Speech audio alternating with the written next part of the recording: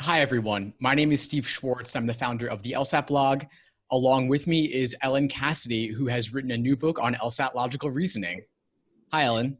Hi! I'm really excited to be speaking with you today as you launched your book. I actually, you reached out to me a while back, a couple of years ago with a rough draft of the book. I actually still have the binder with that you sent Oh my God, from my pink way binder back and then. my handwritten Yeah, note. I still have it, and it's amazing. I actually don't even have a physical copy of your book yet, but I was really excited that you launched it just maybe a week or two ago now. And so you want to introduce yourself and tell us a little bit about the book and how it came about? Yeah, I took the LSAT for the stupidest reason of all time, which is I heard a funny story at a party about being a public defender. And I just dropped out of creative writing grad school. And so I was like, I should take the LSAT, which is like dumb. But the cool thing is Steve and I have actually known each other since 2011 when I bought a study schedule from the LSAT blog and the Power Score Bibles. And so I self-studied for about 2.5 months, took the June 2011 LSAT, and really, like, as much as my reason for taking the LSAT was a complete mistake, as soon as I started studying, I was just like, this is it. This is my jam. Like it was really like the way people talk about meeting their soulmate of like, you just know. It was like, I just knew.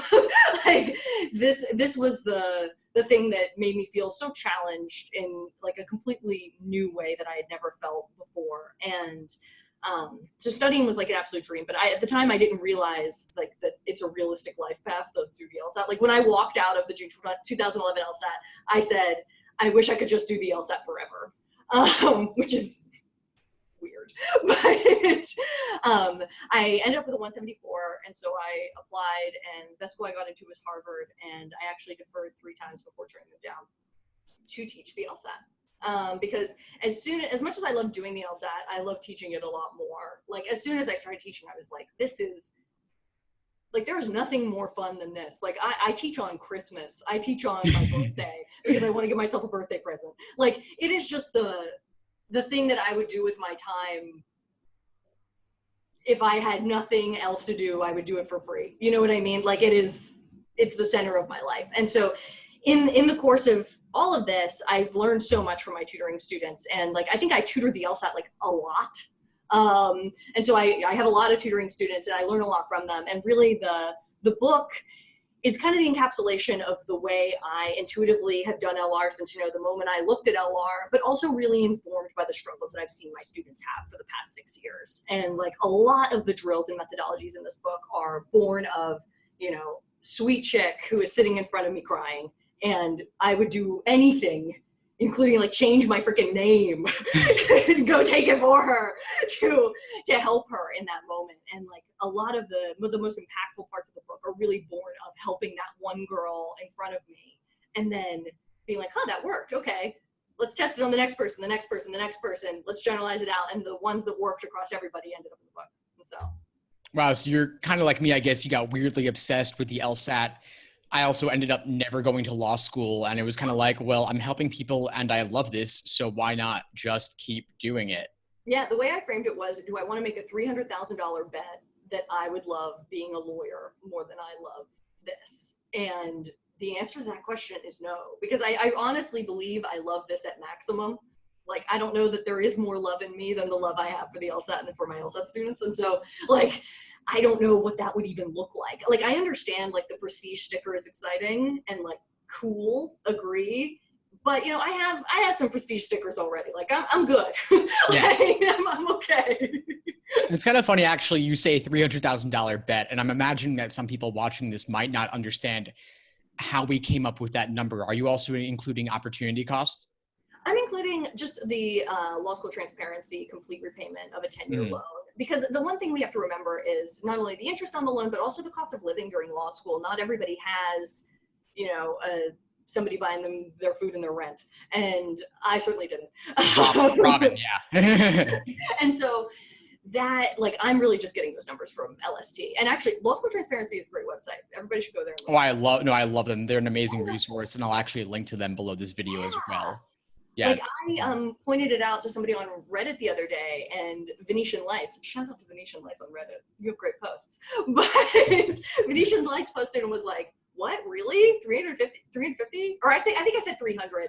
And then I was like, actually, it's more like 350. And I linked to LST. And like, people didn't realize this. And so everybody should just lose an hour on LST. Yeah, it's worth it. What kind of money you'd be putting up. And it ends up, I think, being about $3,500 a month. Which, you know, LSAT tutoring doesn't sound all that expensive anymore, does it? Yeah, $3,500 is like New York City rent, maybe. Yeah, $3,500 a month, I mean, in your loan repayment. Yeah, of course. Is what I'm referring to. Yeah. And that could be wrong, so that's a kind of shady number. But the return you get on even 1 point increase on the LSAT is insane. It just in terms of your chances of getting admitted someplace higher versus a merit scholarship, because we have to remember the percentile jumps sometimes a lot more than the scaled score. And there's a big difference between a 167 and a 168. And yeah, it might be just one question, but your chances at law schools actually change a lot. Exactly. And that's why it's worth retaking so much more than it used to be. They don't average multiple scores. And yeah, at the higher end, especially, another point or two, you know, it's like going from 97th percentile to 99th percentile is like maybe 3 points, but even that alone opens up crazy doors. And, you know, I heard from one student the other day who like got $100,000 in merit scholarships to law school. And like, yeah, by that comparison, yeah, of course, like LSAT tutoring is like a drop in the bucket, like buying a $50 book's a drop in the bucket. It's well worth it. If you think something will help you. It's nuts. So. Like I had a student once, she was a one and done 173, and she got $500,000 in scholarship offers.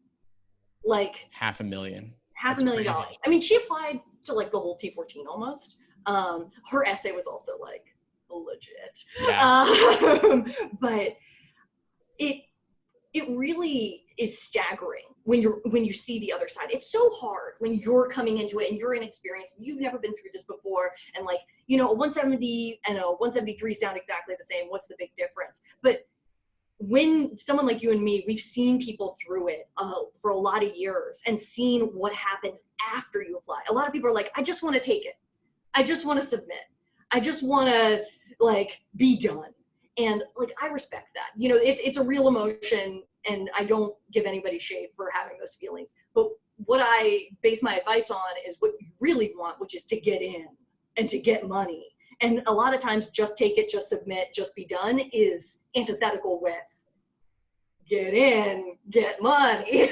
Because like, that's what you really want. And that's why, you know, maybe a retake is better. Maybe another draft of that personal statement is better, just for those long-term goals. No, I totally agree. I think a lot of that comes down to like frustration and impatience. And obviously the LSAT makes smart people feel stupid a lot of the time. And so that's not fun, right? Like people want to just move on and do something more fun, because like no one's, other than us maybe, not too many people are passionate about the LSAT, but a lot of people are passionate about law school. And that seems like the way more exciting place you just want to get to already. But whatever point you're at in your life, another year is not going to make a difference if that's what it takes. And now that the LSAT's going to be offered something like 9-10 times a year, like there's always another retake opportunity around the corner. Yeah, I've had a lot of students, actually, I'd like to say for the record, reach out to me and tell me they missed the LSAT. Yeah, you made them love it, huh? That is not just a couple of people, that's a good number of people. And especially tell me that the way I do LR has massively, massively helped them in law school. And that if they did not do LR with me, they would have perished, which of course, warm and fuzzy. But the LSAT isn't the big dragon I think that everybody thinks it is. It can feel like it is, but man, when you're on the other side, you look back and it's not nearly as bad as it feels like it is in the moment. Yeah, it actually, once you start to understand it on a deeper level, it actually becomes like strangely fun. And I think that's part of why I stuck with it. And there's, you know, lots of different unique things about it that I'm sure we'll get into. But let's see. So your book, it's the child of, loophole in logical reasoning. We actually haven't even mentioned the title yet. So we should do that. Yeah. The loophole in LSAT logical reasoning. Also, I'm hoping people just call it the loophole in logical reasoning, but you gotta put LSAT in the title. Yeah. So what is that loophole? What do you say the loophole is? Oh my God. What is the loophole? Okay, this title took me about 2 years to come up with. Let's go into the discursus of this title. And so the way I do LR, a lot of it comes down to reading the stimulus and coming up with the loophole. And I do this independent of question type. It's really about the stimulus type. But on any argument, I come up with the loophole. And what the loophole is what if something? And that thing is what would destroy the conclusion if it were true. So you're finding like the loophole in the argument. The thing that if it were true, the conclusion just falls apart. And a valid argument isn't susceptible to loopholes. But lucky for us, the vast majority of arguments on the LSAT are invalid. And even it's actually kind of a fun exercise to try and find a loophole in a valid argument, because you start to really get a sense of the difference in validity. And so the title, The Loophole in Logical Reasoning, is both referring to discussing the literal loopholes that we are going to be finding in these logical reasoning stimuli, and the fact that the loophole itself is the loophole in the logical reasoning section. Because once you actually get really good at finding the loopholes in these arguments, the section really starts to like flow through your fingertips like water. Like it becomes much more fun. You become much more in control and really just in charge of your own destiny. You aren't as susceptible to, oh, you know, I just always miss weekend. I just, you know, that type of stuff, because you're the one in control of the stimulus. You're making sure you have your read right, you have your translation right, you have your analysis right. And then you go into that question and you already have your armor built up. And so that itself is the loophole. Gotcha. So the loophole, to put it in like terms for those who don't get it yet, it's basically like the gap. Yeah. It's the gap in the argument. It's the gap. And so it's like the thing that's wrong with the argumentation. And I go into this starting in chapter 2 of the book, and then it filters throughout the whole thing. That in any invalid argument, which is any bad argument, the ones that we see on the LSAT all the time, there's like, yeah, but what about that? Yeah, but what if like Dolores actually assaults people? You know, like you didn't cover that base. And so that, and there are lots of different kinds of loopholes too, that like patterns that we can detect. That's what the loophole is. Really just putting on your skeptical hat, putting on your skeptical goggles, and seeing the argument in its most unflattering light, taking that critique, that gap, that loophole, and running with it into the question. And it's actually interesting because the loophole is the negation of the necessary assumption. So the necessary assumption, the thing that has to be true if this conclusion is to hold water, that's just the flip side of the loophole. And so you can come at it from either side. You know, I don't really care. If everybody came up with the necessary assumption every question, boo for you. That works just as well. But either one, they lend you into the answer to a lot of the questions. And so you get good at sensing that one thing, and suddenly you can answer the vast majority of the questions without even knowing the question type, which is pretty awesome. Gotcha. Yeah. So given all of this, you would probably say, well, I'll let you answer this: question stem versus stimulus first, classic question, but plenty of smart people on both sides of that debate. Where do you fall? I mean, I am the biggest stan there is on stimulus first. I'd like pretty much as extreme as you can be, you know, like, what is it? Like -0 Kelvin? I don't know. Like absolute zero on stimulus first. And the reason for that is I believe that you're much more in control of your own destiny when you're in control of the analysis of the stimulus. The answer is in the stimulus, not in the answer choices. And I mean, let's just outline like what would happen. You read the question stem first. Okay, like I read the question stem first. I find out it's a strengthen question. I'm like, okay, strengthen.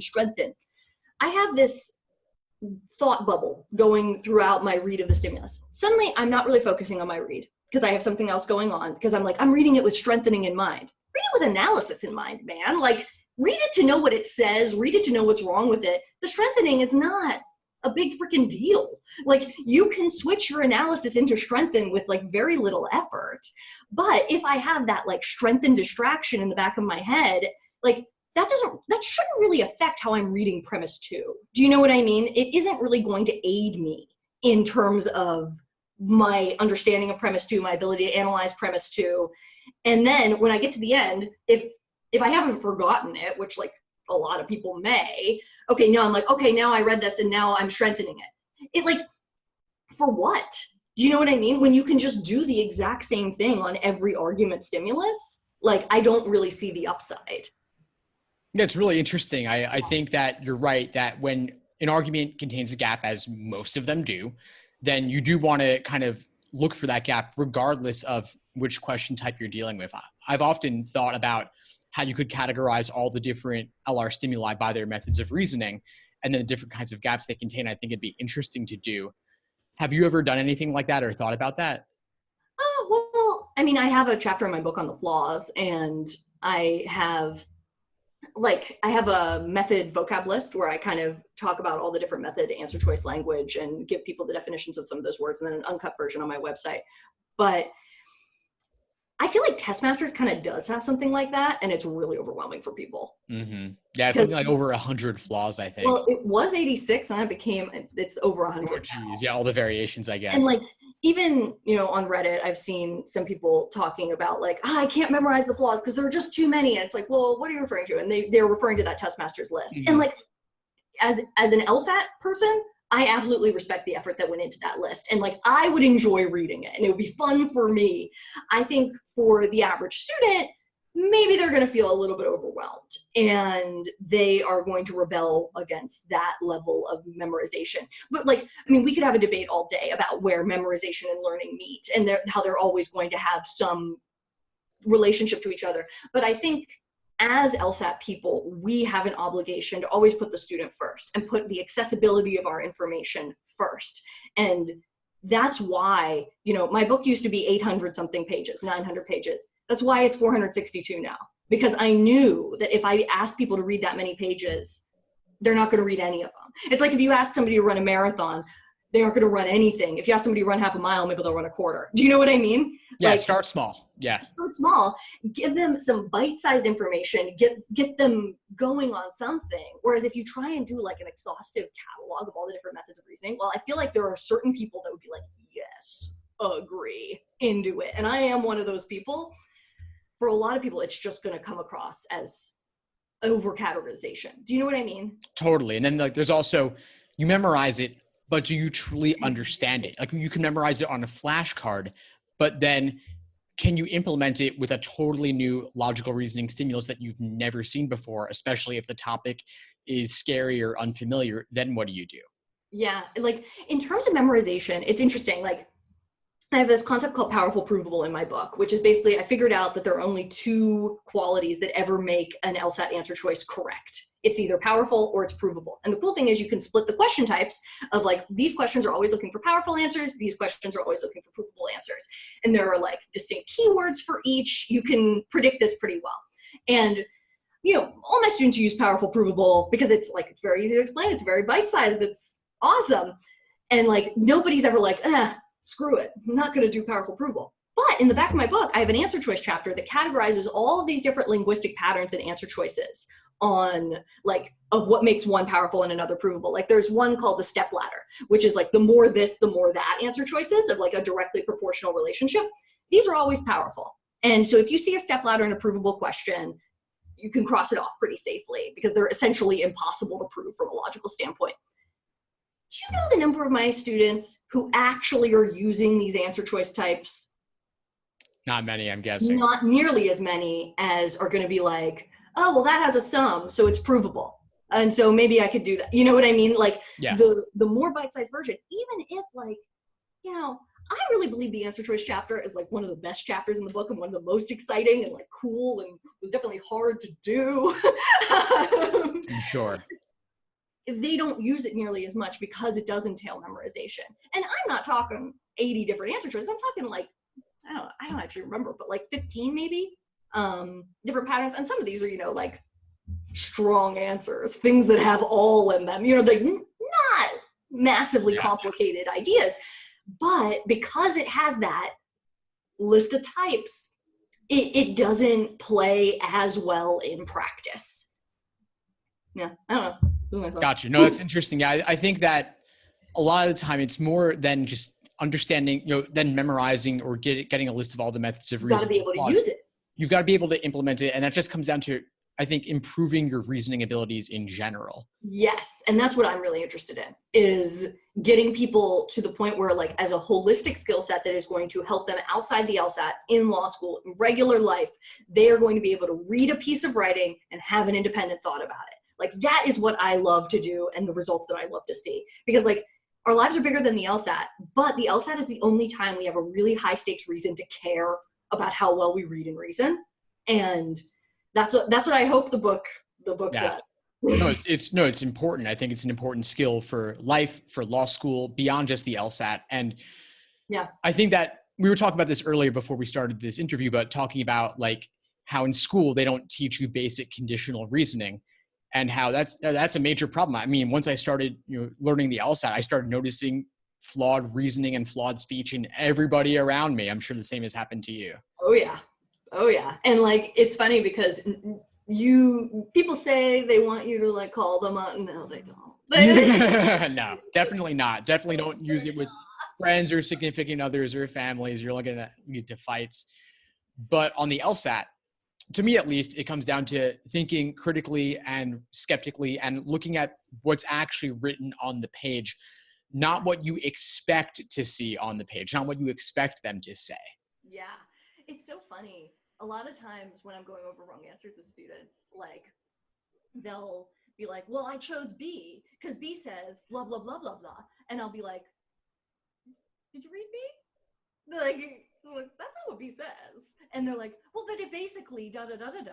And it's like all these elements that are like not in B, not related to B, like entirely other things that they believe that B implies, but is not actually proven by B.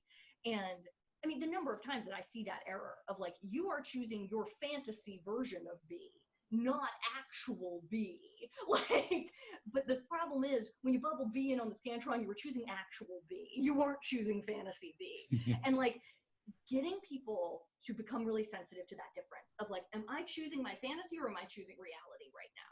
And that can apply to both the stimulus and the answer choices. It's just, I think, a lot more obvious when it's in the answer choices and you're asking somebody to explain what they believe the answer choice says. Like, I feel like on a lot of my more beginner students, that'll be responsible for like at least 30-something% of their wrong answers. Just choosing some answer that isn't actually the answer.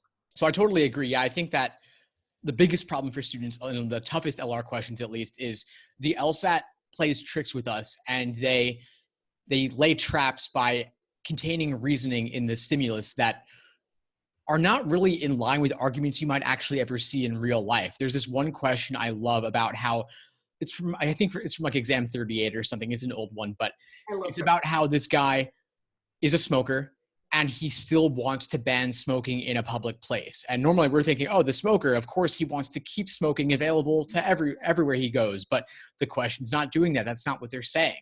There are so many flaw questions and parallel flaw questions that just contain bizarre reasoning. And you really have to think carefully about what is the question actually saying. And if it's later in the section, especially be on the lookout. Oh, yeah. I mean, the reading of LR is like, I wouldn't even say half the battle. I'd say it's more than half the battle, because it's something that people don't focus on, but it's an absolutely necessary condition to not yada yada, not just it, but really know what it says. And like, that's what I hope to help people do with translation and the translation drills. And I mean, the first chapter of my book is all about how to read difficult prose, which is like not something that LSAT books usually tackle. But in my experience working with people, I saw that, you know, people could be able to reason all they want. If they cannot read the words on the page and remember them well and know what it said and have it incorporated into their mental headspace in a way that they can analyze it, it doesn't actually matter if they're good at logic because they don't even have the direct information to start with. It's so interesting because like what you're saying about how you would expect it to go a different way, a lot of people, they kind of will tune out and sometimes not, or, you know, they're trying to focus, but for some myriad of reasons they are not. And then the stimulus goes in a different direction you expect, and you might not even pick it up. That's why I think reading is really the first thing that you need to work on. And when I say reading, I don't mean reading comprehension. I mean the literal act of reading. Yeah. Strengthening your reading, strengthening your attention is like the absolute number one. I think a lot of times when we read in everyday life, in part because we're skimming, we're trying to speed read, we're just trying to get onto the next listicle or whatever it is, like we're running through something and we fill in the gaps mentally. And that hurts us on the LSAT because we read anything we're reading, like an article, we think, okay, well, we would expect the author to say this, and they probably are saying that most of the time. So we can move on, and there's no consequences when you're reading a news article, for example. But on the LSAT, they're waiting for us. They have the trap ready to go. And I think that one of the tips that really stood out to me, I think that you had it in your book, and it was something that I also have been recommending to students, is, for example, like cutting out the fluff in a stimulus, like the part that's like bounded between two commas, as like one way that you could like chop out the filler and then focus on the content that really matters. What are some biggest tips for helping students navigate that dense text? Okay, so this is my jam. Awesome. So what you're referring to is a strategy I call middle out in cluster sentences. And so a cluster sentence is any sentence that is just really long, complicated, has lots of commas and sometimes not commas in it, that it just makes it very difficult to understand.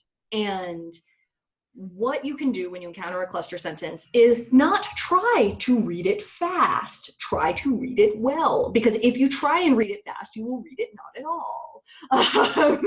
You will have to read it about a bazillion times over and over again, getting 2% every time.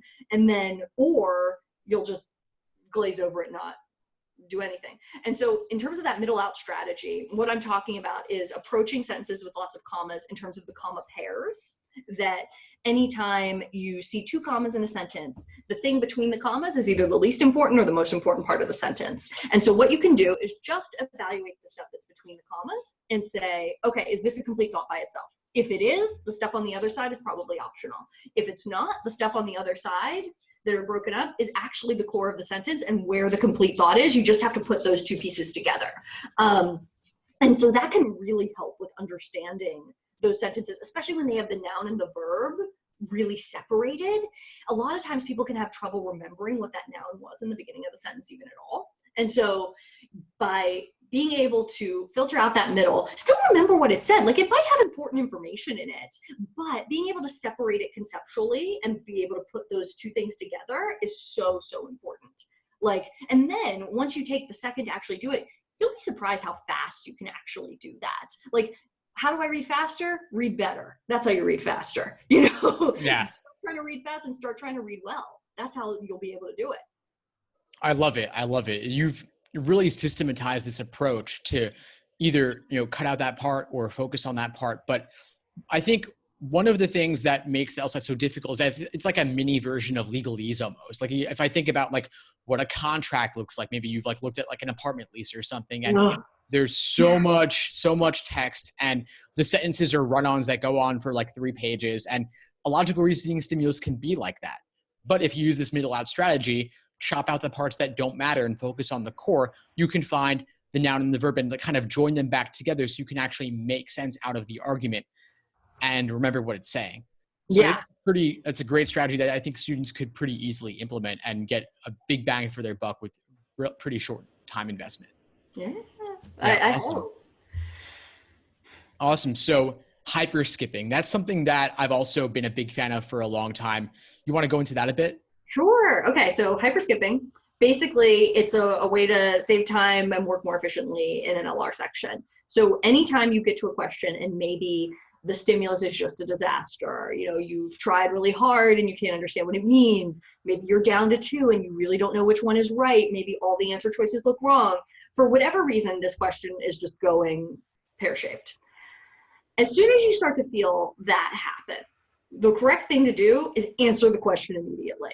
You need to get an answer on that Scantron, and you need to go with your gut. Use Powerful-Provable. Just put an answer down. Don't second guess yourself. Go quick and circle the number.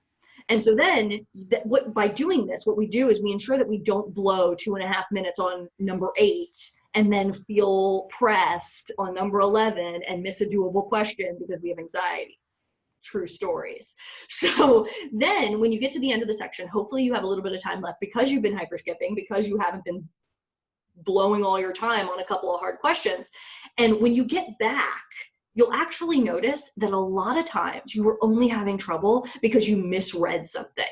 The cool thing is when you go back and you have that separation, now you can correct your misread because you aren't able to really adequately correct your misread when you're on that question and not leaving, because your brain actually stores a cached copy of what you read.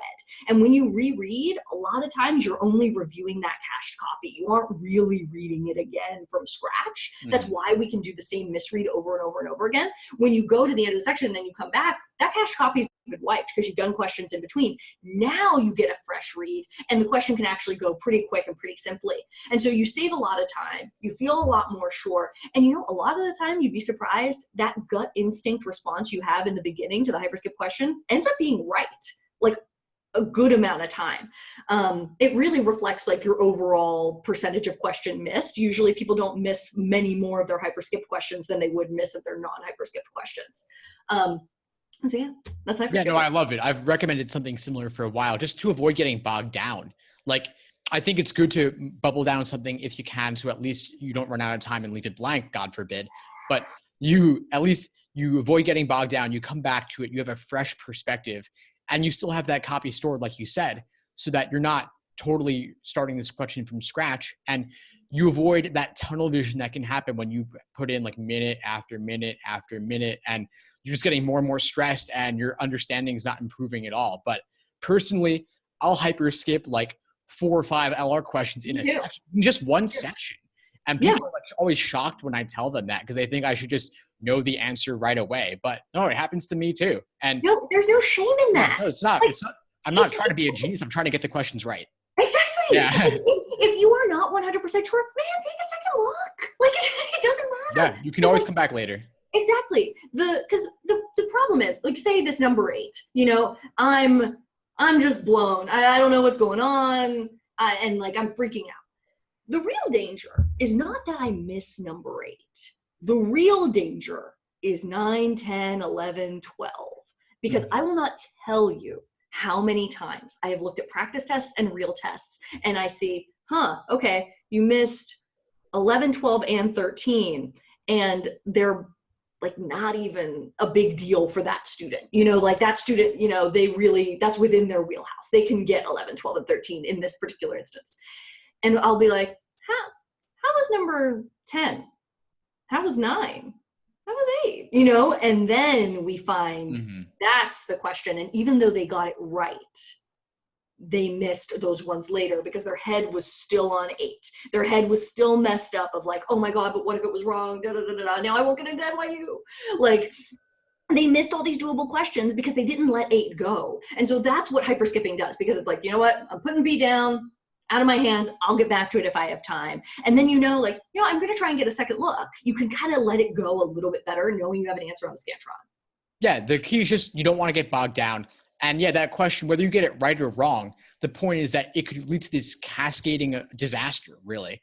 And that can not only happen within one section, but then the rest of the test. I always hear from people after every LSAT that they scored below where they should have, and it's because what happened earlier affected what happened later. Totally. And hyperskipping is a way to avoid spending time and kind of contaminating your mentality almost.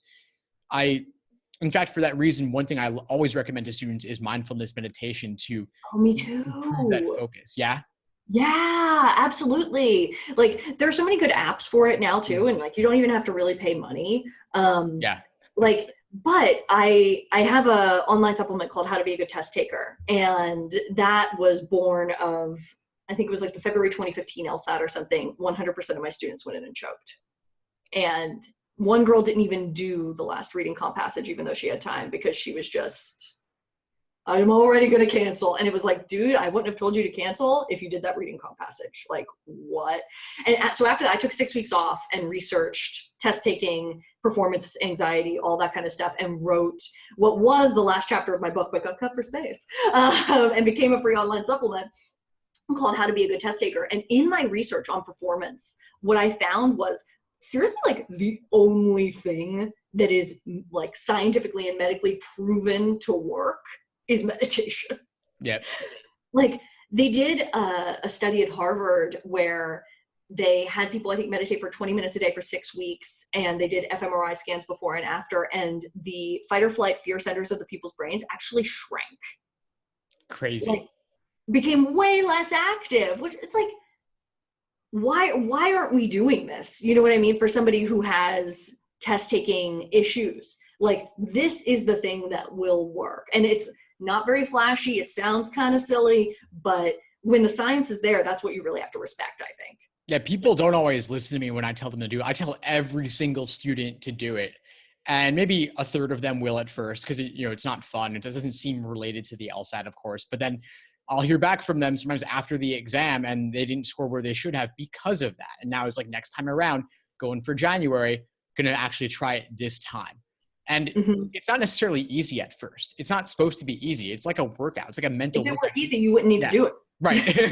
But I kind of think of it as like you're fighting with yourself in a way. Like, you're fighting with your ego, and it's a workout, and it looks simple and calm from the outside, but on the inside, it's like your mind wanders, bring it back. Mind wanders, bring it back again. And that's a muscle that you can develop over time. And because during the test, that's what you are fighting against. When you're on number 8 and you start to think about NYU, that's the thought that you need to train yourself not to have, or train yourself to quiet restfully in the moment. Like, in How to Be a Good Test Taker, I actually have a thing I call like the focus training, which is just rebranded meditation, because you can't say the word meditation or no one takes it seriously. When I had that chapter and I had the word meditation in it, nobody read it, nobody did what I said.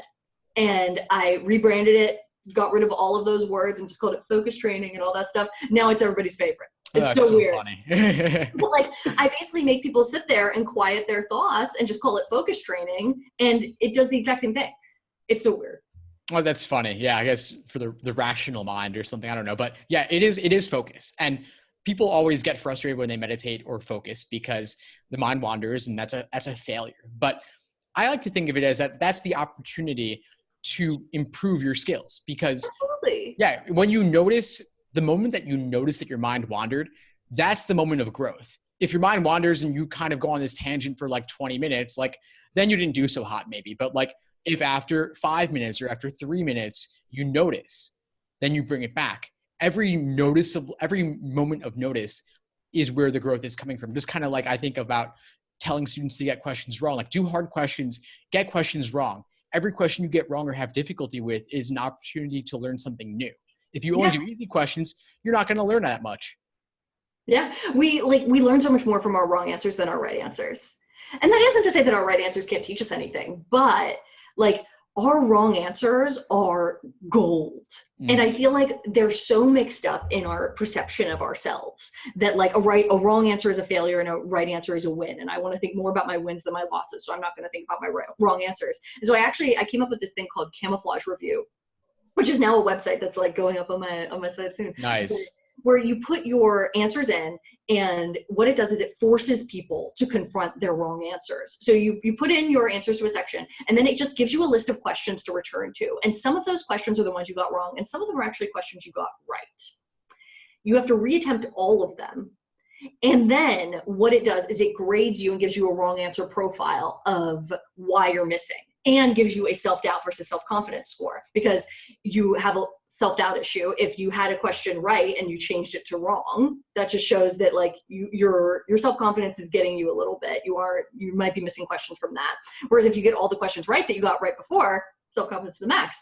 If you fix the answer on your second pass, a wrong one, then it was probably just a misread. And that happens all the time. I'm sure you know from working with students where they get the question wrong and they look at it and they're immediately like, oh, of course it's not C. Oh, of course it's D. What was I doing? Those are just misreads. Then the ones that on the camera review, they get wrong again, that's a conceptual gap, indicating that that question is showing us something that we really need to work on long-term.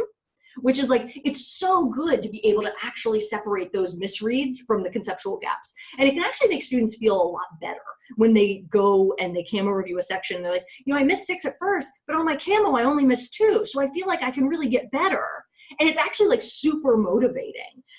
This is the only way I have found to really trick students into wrong answer confronting. Otherwise, like, I don't know if it's the bane of your existence. Where no, for sure. Students will circle the right answer when they grade it, and then they can never go and review it ever, because they're just going to have massive confirmation bias of like, oh, well, it is D, so yeah, I could see it. And yeah, of course it's not C because that's the wrong answer. The next. And it's like, no. No, I love it. I think it's so review is like the number one thing students need to do more of. And yeah, I agree that if you find out that upon review, only a handful of them were actually gaps in understanding and a handful and most of them were misreads, well then you've just got to slow down a little bit and practice your focus. Yeah. Definitely. Yeah. Well, have you ever had students write out their own explanations? I have students do a thing called a wrong answer journal, where every wrong answer, and this like kind of works in concert with camouflage review. You put the section, the number, etc., and then you do a reason missed of what you did, the action you took, and it has to be concrete, because if you're just like got it wrong, like that doesn't help. Concrete, something like read too fast, didn't see the only, or something like that. And then a solutions column where the thing you're going to do in the future to make sure the reason missed action never occurs again. And so then it's like, make sure I'm translating as I go. Don't rush. It's better to get this right and like have to Powerful-Provable the last two than to half do all of them. And I feel like that basically is like kind of a personalized explanation. Do you know what I mean? Oh, totally. You're kind of regimenting it a bit more, but I think that's great. One thing I'll often do with students is I'll just have them walk through what was tempting about the wrong answer that made you pick it, what ultimately makes it wrong, what's discouraging about the right answer that pushed you away from it, and what ultimately makes it correct in the end. But yeah, of course, on top of that is what was it about the stimulus, perhaps, that you misread? So yeah, I think dialing down to the specifics is the most important thing, rather than just saying, oh yeah, I get it now after looking at the answer key. Like that's not real review, and you just essentially wasted that question for those exams, because you can't get that back again. I know. You're only ever going to be able to do the CD game for the first time once. Oh yeah, it's such a magical time, my God. It is a magical time. Yeah, no, it is. Yeah, it was an incredible game. Incredible. They don't make him like they used to. They don't. I always say the golden age of games is prep test 29 to 38, and it's my Desert Island book. And like people think I'm really weird when I say that, but it's okay. No, those games, for some reason, the ones, 29 to 38, those are the kind of, those are kind of the ones that I grew up with too, actually. And they're valuable. They're so hard, but they're systematized in a way. So I think they're a great starting point for a lot of students who are maybe looking at a 5 to 7 month timeline. What do you think about that? I mean, in terms of 29 to 38 and the hard eyes, I think that games are difficult for 3 reasons. And I think all of these like top 10 hardest logic games lists are kind of like they aren't as detailed as they could be. Like, because games are difficult because there's either like a curveball crazy situation, something like Work Piece game from June 2014, where it's like, I don't even know what to do. Something like the Ski Chalets, something like the Toronto-Montreal connections in the 40s, things where you're like, what do I even write?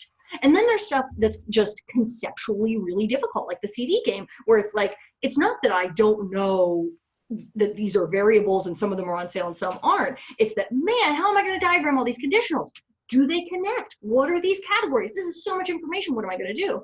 And then there's stuff that's just labor intensive, tedious, things that sneak up on you. Like, it's after the voicemail website game. I think it's in December 2012, where it's like finance, nutrition, and wildlife. And it's like a 7 and like line, and you have to put them in order. And man, do you have to write hella templates on that. Just churn. And sometimes those churning games, while they might not look hard, they can be way more punishing than something like the CD game, which, like, I know that's kind of a hot take, but that's absolutely how I feel. And I feel like 29 to 38 is full of those conceptual difficulty games. Yeah, not so full of the curveballs.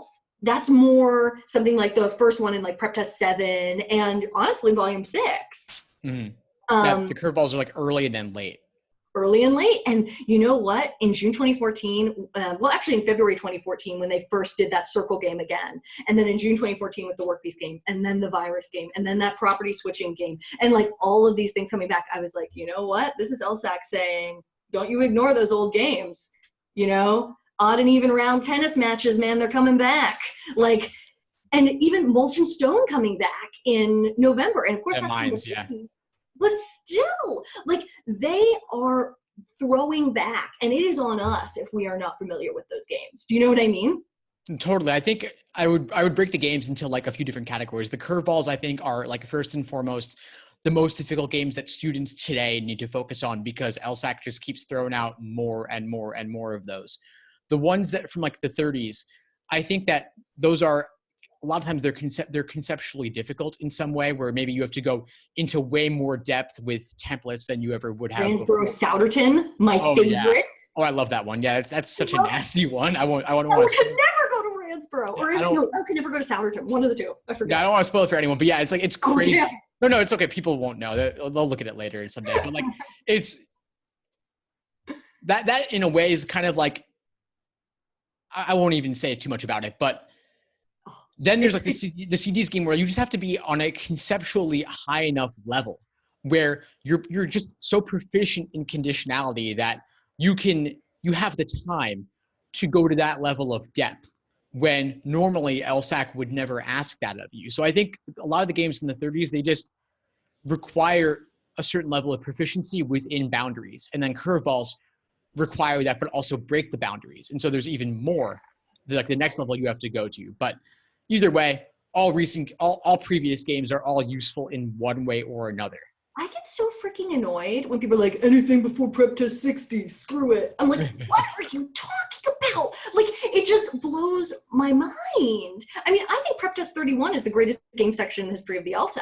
It has everything. Locker game, boys and girls, shared lockers, and game 4 of that section is no freaking joke. That one's crazy. I love it.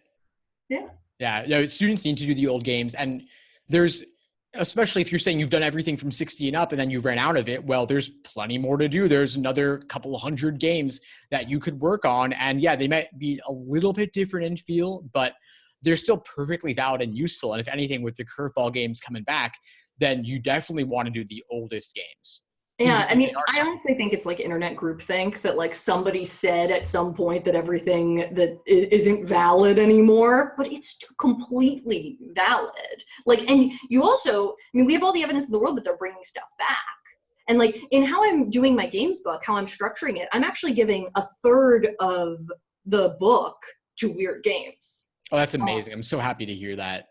Yeah, that I'm doing it 1/3, 1/3, 1/3. And I'm not even actually structuring it by type. I'm actually structuring it more by action and by skill. But, you know, within each action and skill, we explore different kinds of games. But I'm like really not relying on typing nearly as much. But the weird games are getting just as much page count as something else, like as grouping and ordering. Like, because it's too big of a vulnerability to leave open to like the last few pages of like some afterthought of like, oh, if I have time, I'll think about pattern games. Like, no, bro, like go and do it. Get good at it from the get-go. That's why I always have my students in tutoring with games. They start at that book of 10 that starts at prep test 7. And I want them to freaking cut their teeth on the promotions game, on the alphabet game, on the subway game. You know, I want them to have that ingrained, baked right into their idea of games from day one. Not, what the hell is this? How am I supposed to do it? I know how to put dancers in order. You know what I mean? Amazing. No, I love it. I love the emphasis. I love that you're going to devote so much time and effort and page count to curveball games, because I do think that too many people treat them as an afterthought. I always try to email out lists of curveball games, but there's always more to be done, especially since this is a new and growing area that, you know, curveball games are here to stay. There's no doubt about it. They've been around for like a couple dozen exams already. And I think if there's one lesson from this, like LSAC can really do anything. You have to be ready for anything. And that requires not only proficiency, but also adaptability. Absolutely. Like we need to teach games in a way that you just develop a visual system of thinking, that you can take words and you can turn them into a diagram on the page. And you might have to make some on the fly decisions throughout. You're going to be prepared. You're going to know the landscape, but you're never going to like get rid of just inventive thinking. Because who knows what they might do? They're probably going to do some type of, you know, sheep in wolf's clothing where you actually have seen it before, but the words are intimidating and you feel like you haven't. That's why we need that adaptability and just like really spatial fluidity of like, turn the words into pictures. Let's go. Like, love it. That's really it. Yeah, definitely. Well, we could go on for hours and hours, Ellen, but we've covered so much already. We'll have to have another conversation like this because I'm sure students will find it enormously helpful. I'm going to link to everything that we've talked about, your book, your website, the Loophole in LSAT Logical Reasoning with Matching Water Bottle Cup. Water glass not included. Yeah, water glass not included. You have to get your own. Drink enough water, people. It really helps your brain. But yeah, so what's the best way for people to reach you in the meantime, Ellen? Probably, I mean, you can always email me, ellen@elementalprep.com. Ellen@elementalprep.com. And then I'm also on Reddit at Elemental Ellen. You can always chat me. I prefer the chat to the message just because it's easier to type. But I help people with games and LR and test taking and admissions stuff, all for free. There's no pressure, no anything. I honestly, like, people have to tell me, like, please send me this thing, because I'm very not pushy, probably to my own detriment. But seriously, chat at me at Elemental Ellen on Reddit, and like we can chat it up, and I'll answer any questions you have. Awesome, Ellen. Well, that's very generous of you, and I'm sure that everyone watching out there will appreciate that. If anyone wants to reach me, of course, my name is Steve Schwartz. I'm at the LSAT blog. You can find me through there or leave a comment on YouTube, and we'll chat more. But again, everyone, thanks for watching. I hope you found this helpful, and Ellen, we'll have to have you back soon. Thank you. Take care.